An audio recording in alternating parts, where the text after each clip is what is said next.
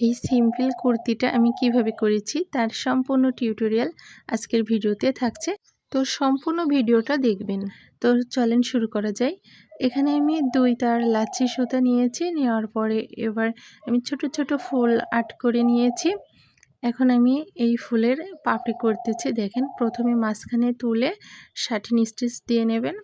আপনারা যারা নতুন কাজ শিখেছেন অথবা যারা মনে করেন যে আমরা কাজ পারি কিন্তু এত ধৈর্য নাই গর্জিয়াস ডিজাইন করার, তাদের জন্য এই সিম্পল ডিজাইনগুলো অনেক ভালো হবে, মানে খুবই দ্রুত হয়ে যাবে আর কি। আবার এই ডিজাইনটা ড্রয়িং করতেও খুবই সহজ, মানে একদমই কোনো ঝামেলা ছাড়া 2টা করে ফুল শুধু ড্রয়িং করে নেবেন। এখন আমি দেখেন খুবই সুন্দর করে একটি ফুল করে নিলাম এবং অপর ফুলটিও আমি সেম প্রসেসে করে নেব। এই তো আমার ফুল করা কমপ্লিট। এবার আমি জলপাই কালার সুতা দিয়ে ডালপালাগুলো করব। তো আমি যত ডালপালা করি সবগুলোই জলপাই কালার সুতাটা দিয়েই আমার খুবই ভালো লাগে। আপনারাও যদি এই ডিজাইনটা করতে চান তাহলে যে কোনো কালার ড্রেসের সাথে এই সিম্পল ডিজাইনটা করতে পারবেন।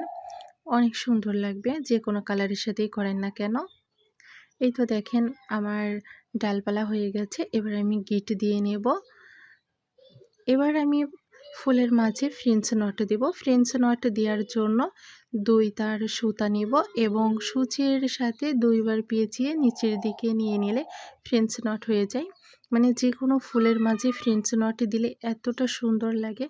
এই তো দেখেন আমার এই কুর্তির কাজটা কমপ্লিট হয়ে গেছে। তো আপনাদের কাছে আমার এই সিম্পল কুর্তিটা কেমন লাগছে অবশ্যই কমেন্ট করে জানাবেন।